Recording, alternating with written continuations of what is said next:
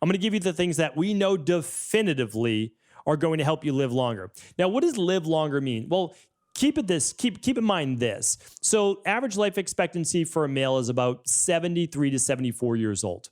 Average life expectancy for a female is about 77 to 78 years old. That's going to differ country to country, but never really more by than about 4 to 5 years. All right. So it's not a dramatic difference. But again, when you're talking 4 to 5 years, you're talking about what, 5 to 7% of your lifespan. So it's actually, I guess that's a considerable amount.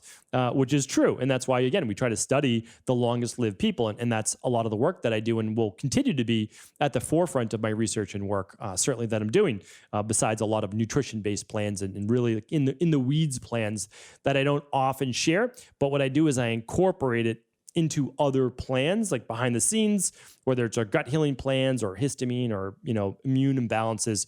What I do is I work that in and share the foods without necessarily inundating you with the research. But what I want to do today, though, is just really get what I call brass tacks.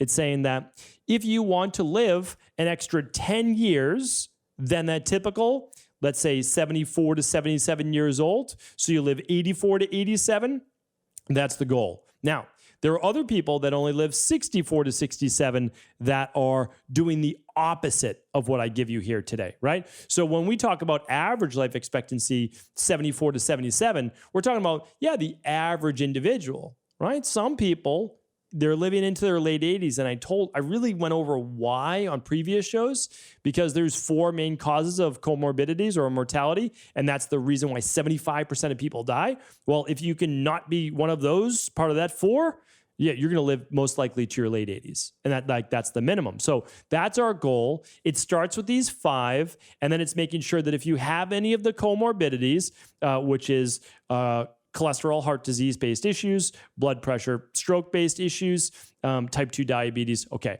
we need to get rid of those. And then cancer is that 4th one.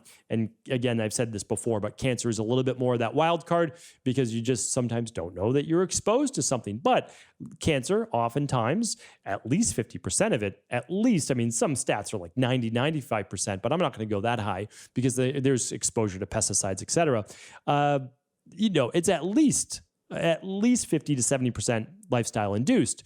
So again, this is not to blame anyone. It's not to blame anyone at all. The education simply isn't out there to even share any of these things. So what I want to do is I need you to take care of the first 5. And then for sure, on later shows, I'm going to get much more in the weeds to say, okay, if we're doing this, we're definitely going to add a couple more years hopefully to our life, right? And we always say hopefully because we just never know. But what I can tell you is this: you at least need to try. You at least need to put yourself in position to succeed. And the earlier you start, the better.